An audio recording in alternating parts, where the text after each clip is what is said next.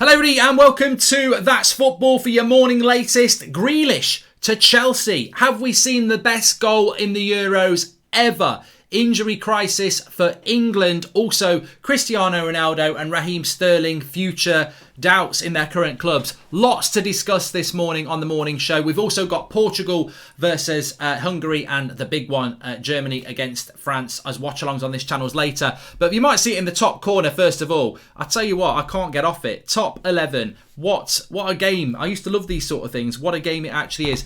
We are sponsored by them today, which is fantastic because it's got me back into management games on my phone. So Top 11 is a free-to-play football management mobile game for iOS, Android and other web browsers in which you can get to run every aspect of your own football club from the ground up. So if you're a United fan who is done with the Glazers or an Arsenal fan who fancies himself as the next Daniel Elk, then this is the chance to show what you have got when it takes to running a football club. Maybe you want to end up a legend, or maybe you just want to end up as the local villain. Top 11 is a cross-platform mobile game using the one account. You can play the game anywhere, anytime on your iOS or Android phone, and also on your desktop computer when you're meant to be answering work emails. You have complete control over your club. This means you can make the decisions around tactics, player management, your club, stadium, and even the club logo. There is even a 24/7 live transfer market in which you can bid for players. This is where you can build your own team and take it to the next level. Finally, as nothing good should be enjoyed alone, Top 11 has a fantastic social game where you can take on your mates and other players from around the world, which is what I'm doing at the moment, in real time to find out who really has the skills to play the Football Manager bills. So what are you waiting for? Hit the link in the video description and start your Top 11 journey today. Thanks to everyone at Top 11 for their support, and now let's get on with the show. And actually, you know what? It's nice to do these sort of things, but big thanks to Top 11, because I used to do this about 10 years ago, and you know, I did used to do a lot of it when I was at work. Doesn't matter, I don't do that job anymore. What are you going to do? Sack me? Yeah, it's fantastic. It's got me proper back into it. So really appreciate that. Links in the video description. Give it a go. I think you're going to really enjoy it. Right, let's start off with some real life transfer news. So we're going to talk about, well, I want to talk about that Euro goal by Schick, but let me talk about Jack Grealish first. So Jack Grealish to Chelsea is the latest story that's coming out. Now, look, Grealish didn't even play for England on Sunday, and I think he should have done. But and hopefully he will be playing for England throughout this tournament. He'll grow into the tournament. But I just think he's, you know, I saw that goal in training yesterday where he's doing the keep-ups and he spins and he smacks it into the top corner. I just think he's at the peak of his powers, Jack Grealish. But to be the ultimate player, sadly, I think he's got to move away from Villa. I know Villa have been good in the transfer market, but I don't think they're ever going to give Jack Grealish Champions League football. And I remember Matt Letizia, but you know, he never left Southampton. And I just think, you know, is Jack Grealish going to be that player who stays at Villa? It's admirable, and if he does, I think we'd all applaud him. But he needs to play Jack Grealish needs to be in the Champions League. He needs to play Champions League football. Therefore, he's got to go United, Man City, Chelsea, or Liverpool. Well, I don't think Liverpool will go for him. Maybe Man City would go for him. I don't think United will go for him as much as we like him. So maybe Chelsea would be a good fit. But that, you know, Grealish, maybe a year ago we weren't quite sure. Maybe many people were. I wanted him at United a year ago, but Jack Grealish at Chelsea, at Man City, at Liverpool, at Man United, I think he can push into those teams. So the question's going to be, can he get that move? We know he signed a contract with Villa last summer. Is there something in that contract that's a get out for Grealish, or are our clubs going to have to pay 80, 90 million? Because I think if they've got I think the problem with Grealish is that he might price himself out of a move. It's a little bit like the Harry Kane situation. Will he price himself out of a move? But I tell you what, Chelsea might say we don't really need Grealish. I think you do. I mean, all right, you've got Mount, you've got Havertz, you've got a lot of options. Maybe they don't need him, but I just think, you know, would Chelsea say no to him?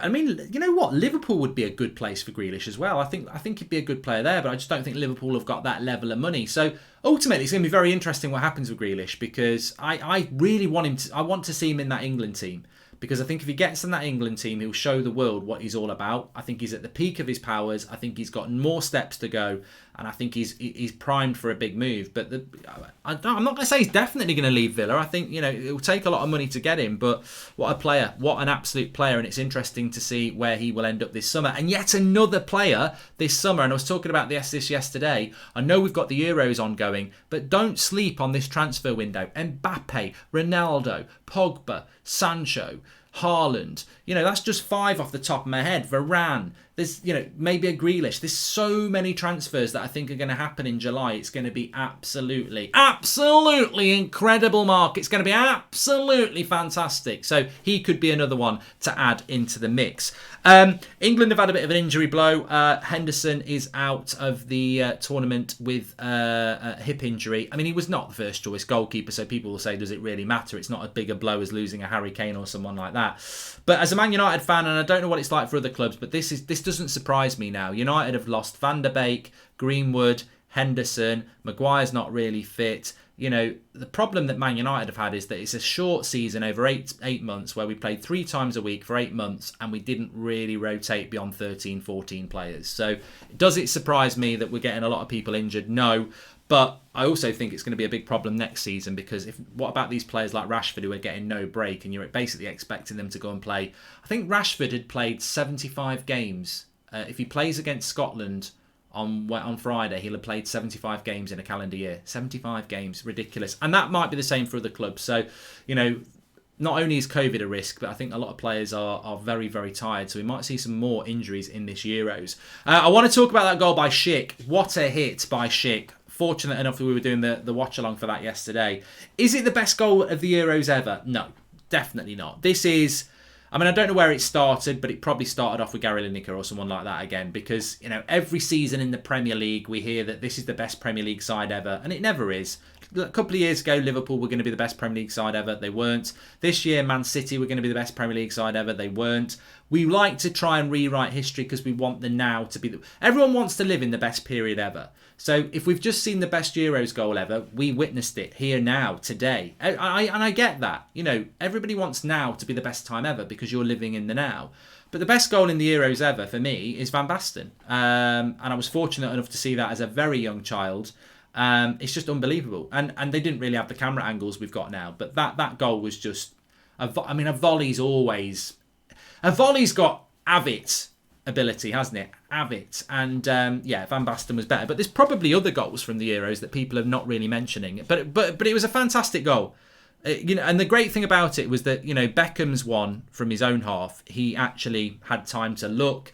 And he it was a long chip, really, with backspin on it, wasn't it? He got under the ball. This one, he actually smashed the arse out of it with curling, curled it as well, and it was a fantastic goal, fantastic technique. And if Messi'd scored it, people wouldn't be shutting up about it. So he deserves the credits. But I wouldn't say it's the best goal the Euros ever seen because of Van Basten. But get your other contenders into the chat. I really liked his header, by the way. He went up against 2 defenders, out-jumped them, good cross, and then put it into the one area the goalkeeper couldn't save it. So I thought that was it's a shame he didn't finish that chance for his hat-trick. But no, not the best, but what a goal it was. And I'm hoping today, Portugal, in front of a full crowd, Portugal against Hungary, can't wait to see it. Ronaldo, Bruno, I just can't wait to see Portugal. They're an exciting side. And then that would be fine for me. That would be a really good main meal. But we're going to get a cracking dessert. We're going to get the best dessert of the first round of games. We're going to get France against Germany, which, it might be quite a tight game, but I think it's going to be an interesting game. So we've got both those games as watch-alongs on this channel.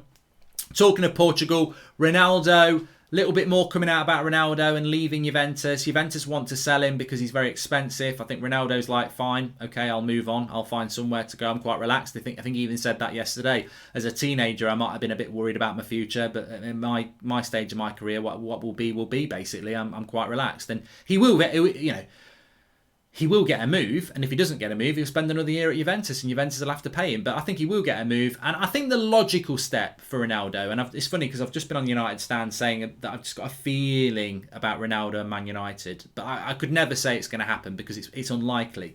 The logical step, regardless of feeling, the logical step is that he goes to PSG, and I think Ronaldo, I think PSG is logical on many levels, not just because PSG have got the money, but also because he's done it. He's done England with Manchester United. He's done Spain with Real Madrid, and he's done Italy with Juventus.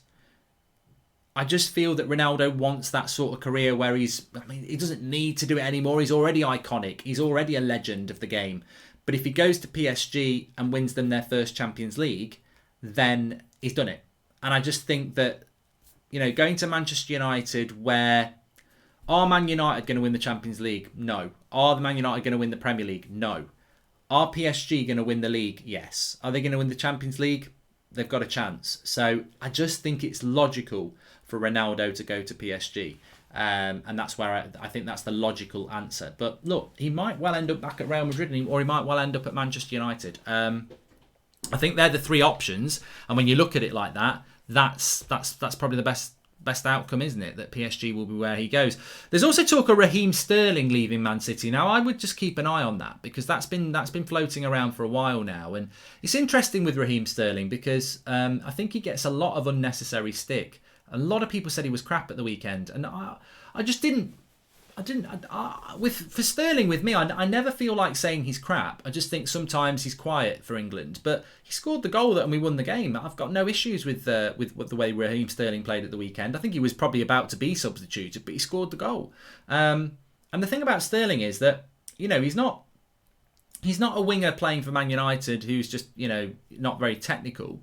It's not Dan James. He plays for Man City. You know, he's won titles with Man City, and he's been a big part of that Man City side. You know, he's intelligent. He knows what runs to make.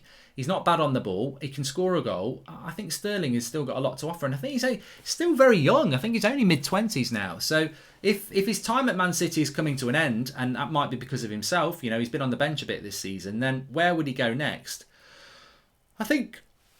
Oh, sorry me. Very tiring, these Euros, but enjoyable. I think for Sterling to go next, some people are talking about Spurs or somewhere like that, but why would you take a step down if you're Sterling in your prime? Like, I don't think Raheem Sterling needs to go from the heights of Man City to Spurs. So, I don't know, you know, is he the sort of lad that might fancy a move abroad? I wouldn't mind seeing him at Real Madrid or Atletico Madrid or something like that. So, maybe he'll just sign a new contract at Man City. We'll see. But interesting to see what your thoughts are on that as well. So there you go. Make sure you smash a like on the video and subscribe. Morning show, morning news as ever. And look, make sure you download Top 11. You will love it. The link's in the video description. It's free to download. Start giving it a go. I'm pretty much going for a walk whilst looking at my phone to play it at the moment, which is not great when you're so busy doing other things. But fantastic little game. Give it a go. Thanks everyone for watching. Big up to Top 11. Download it through the link in the video description. I'll speak to you all in a bit. Thanks for watching. Subscribe, and I'll see you on the watch-alongs in a bit.